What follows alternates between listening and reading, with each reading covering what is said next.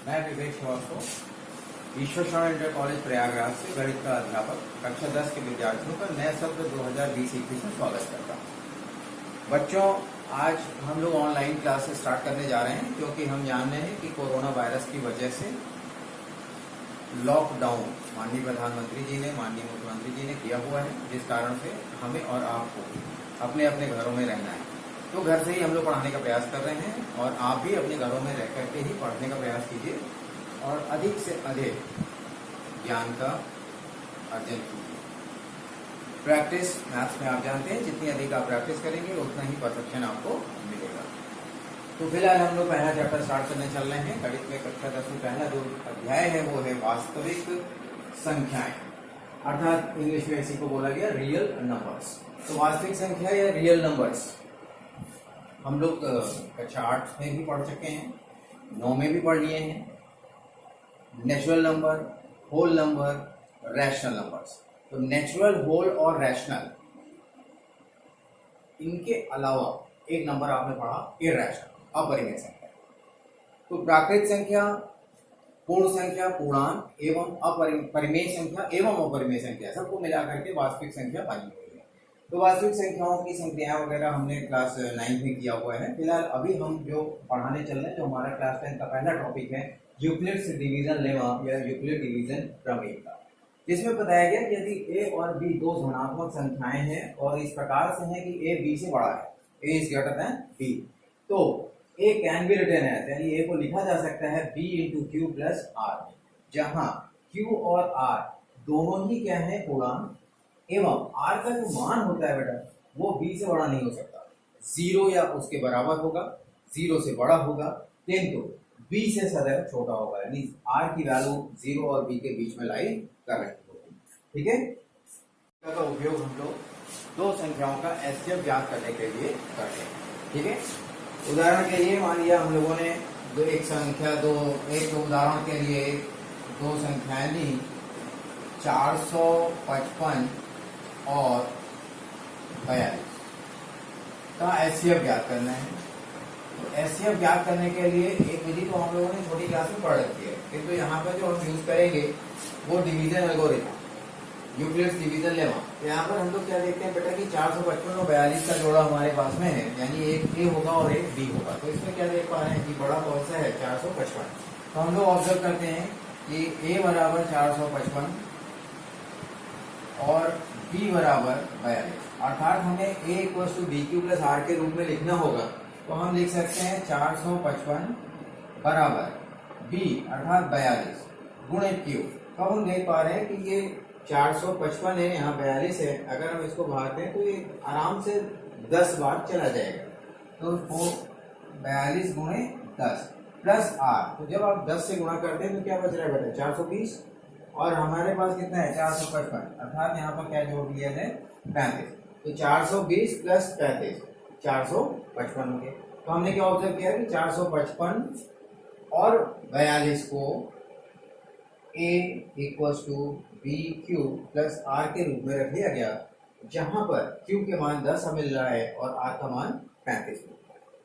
पुनः हम 35 और 42 को इसी प्रकार से लिखेंगे।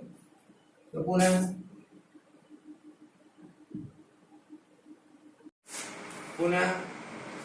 42 और 35 को इसी प्रकार से लिखने की कोशिश की जाए। तो अब हम देखते हैं बेटा कि 42 और 35 में 42 बड़ा है।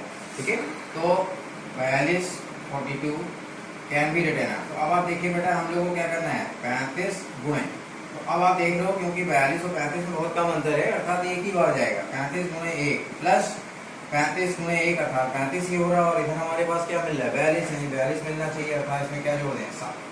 35 प्लस गुणे 1 35 प्लस 7 42, तो यानी कि 42 बराबर 42 ही मिल गया। ठीक है, अब हमारे पास जो बच रहा है वो क्या आ रही संख्या बेटा, 35 और 7। तो पुनः डिवीजन लेमा से 35 बराबर 7 गुणे 5 प्लस 0। अब हमने क्या ऑब्जर्व किया बेटा कि जो हमारा 8 था, यानी शेषफल पहले भाग में 35 आया, दूसरे में 7 आया और तीसरी बार 0 हो गया। तो जैसे ही 0 हो गया अब हमें इसके आगे नहीं जाना है। तो हमारा जो HCF हुआ वो क्या मिल गया 7। ठीक है, तो 455 और 42 का HCF बराबर 7। ठीक है, ये पहला उदाहरण था। इसी तरह से हम दूसरा उदाहरण देख सकते हैं, 240 और 228। उदाहरण 2, 240 और 228 का HCF या मासा ज्ञात कीजिए। HCF ज्ञात कीजिए। तो पुनः हमें क्या करना है बेटा, यूक्लिड डिवीजन लेमा के सहायता से सबसे पहले ऑब्जर्व करना है कि बड़ी संख्या कौन सी है। हम देख पा रहे हैं कि 240 और 228 में 240 228 से बड़ी। तो अब 240 को लिखा जाए a मानते हुए equals to b into cube, जहाँ b क्या दिख रहा है 228, तो 228। और ऑब्वियसली हम देख पा रहे हैं बेटा कि 240 228 में बहुत अंतर नहीं है, सिर्फ 12 का डिफरेंस है, तो एक बार ही यह गुणा हो पाएगा प्लस 12। सो 228 गुणे 1 प्लस 12, जहाँ q का मान 1 आ रहा है और r का मान 12 आ रहा है। पुनः डिवीजन लेमा लगाया जाए, और अब किसके किसके बीच में लगेगा, 228 और 12 के बीच में। तो अब क्या लिखा जाए बेटा, बड़ा कौन सी संख्या है 228, तो 228 बराबर 12 गुणे, अब देखा जाए बेटा क्या 228 12 से भाग करने पर कितनी बार जा रहा है। तो हम लोग ऑब्जर्व करते हैं बेटा, 12 एकम 12, 10 और 8 108, तो 12 एकम 12 और 108 बच रहा है, तो वो कितने बार जा रहा है बेटा 9 बार प्लस 0। आप देख लो कि 12 में ये 108, 10 कैरी हो गया, या 10 हासिल हो गया, 12 एकम 12 और 10 22, यानी 228 के बराबर 12 गुणे 19 प्लस 0 हो जा रहा है। ठीक है, तो अब शेषफल क्या मिल गया 0। जैसे ही शून्य मिल जाता है तो इसके आगे हमें नहीं जाना है। जैसे r का मान 0 मिला तो हमें आगे नहीं बढ़ना है।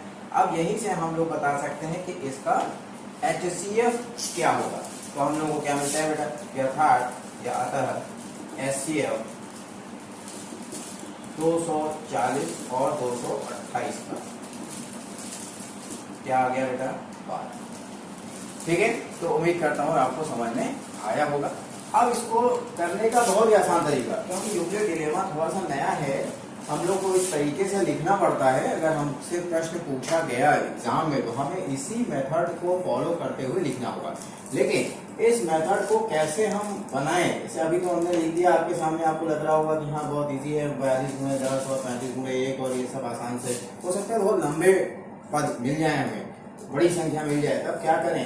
तो सबसे आसान तरीका जो हम लोग पहले से ही जानते हैं, भाग विधि, उसी का उपयोग यहाँ पर किया गया है। अगर आप यहाँ ध्यान से देखें तो a बराबर बी क्यू प्लस आर, तो अगर आपको याद होगा तो ये क्या है बेटा, भाज्य बराबर भाजक गुणे भागफल प्लस शेषफल, तो उसी से ये बना हुआ है।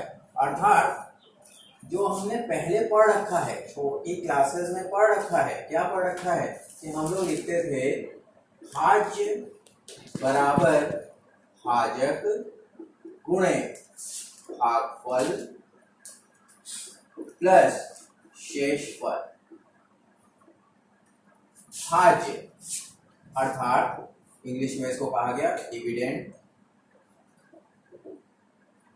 भाजक अर्थात जिससे भाग किया गया डिवाइजर, गुणे भागफल अर्थात कोशेंट, प्लस शेषफल रिमाइंडर। तो आप देखो बेटा कि जो हम लोग इस्तेमाल करते हैं इस जगह पे Q और R, तो Q कोशेंट का फर्स्ट लेटर और R रिमाइंडर का फर्स्ट लेटर ही लिया जाता है। तो A can be written as BQ plus R, जहां A क्या है, A वह संख्या है जिसको भाग दिया जा रहा है, और B कौन सी संख्या है जिससे भाग कर रहे हैं।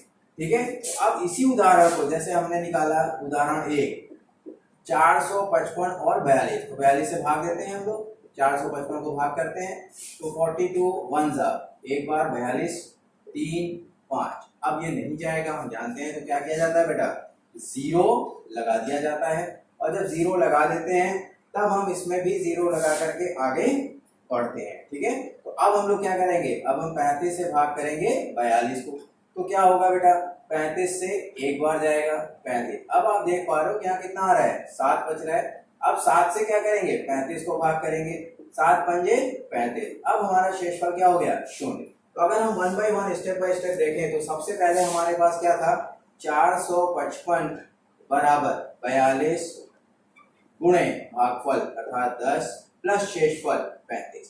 पहला स्टेप हो गया। फिर स्टेप सेकंड में अब किसको भाग दिया गया? 42 को किससे दिया गया? 35 से। तो 42 इक्वल्स टू 35 भागफल कितना आया? 1 प्लस शेषफल यहाँ पर कितना बचा बेटा? 7।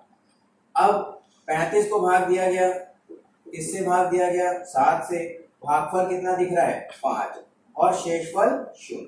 तो जो यहाँ पर लिखा गया था आप देखिए बिल्कुल वही चीज यहाँ पर भी आपको मिल गई। कहाँ से मिली? भाग विधि से।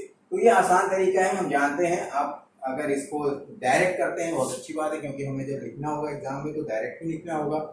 यह वर्क क्योंकि भाग विधि हम पहले से जानते हैं, भाग करना हमें अच्छे से आता है, तो हम भाग करके रफ में या साइड में कहीं करके और फिर उसका उपयोग करते हुए भी यूक्लिड डिलेमा डिवीजन लेमा को दिखा सकते हैं। ठीक है, तो मुझे उम्मीद है कि आपको यह समझ में आ गया होगा और यूक्लिड डिवीजन लेमा पर बेस्ड क्वेश्चन हमें करना होगा। उसके लिए मैं कुछ उदाहरण आपको दे रहा हूं जिसको आप करिएगा, कोशिश करिएगा करने की। और जो नहीं आएगा अगर आप कर लेते हैं बहुत अच्छी बात है। इन केस आपको नहीं आता है तो आप मुझसे पूछ सकते हैं और मैं लाइव क्लास में आपको बताऊंगा या मैं अगली क्लास में इसको हल भी कर दूंगा जो उदाहरण मैं आपसे पूछने जा रहा हूं। निम्नलिखित संख्याओं का एचसीएफ यूक्लिड विभाजन एल्गोरिथम का प्रयोग करके ज्ञात कीजिए। ना जो विधि अभी अभी आपने पढ़ी है बस बिल्कुल उसी पर आधारित है। पहला 135 और 225, दूसरा 867 और 225। तो ये दो अलग अलग प्रश्न हैं, इन दोनों में हमें एचसीएफ ज्ञात करना है। विधि कौन सी प्रयोग करनी है? यूक्लिड एल्गोरिथम, ठीक है, प्रमेय का। अब उसमें आपने जैसे सीखा है उसी तरह लगाने की कोशिश करिएगा, उम्मीद करता हूँ आपको आएगा।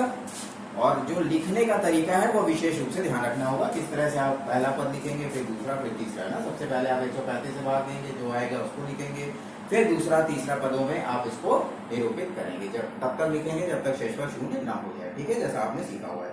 ठीक है, तो यह प्रश्न आपको हल करना है। अगर नहीं आता है तो आप लाइव क्लास में मुझसे पूछेंगे और अदरवाइज मैं अगली क्लास में इसको अगले वीडियो में बना करके भी इसका हल दे दूंगा।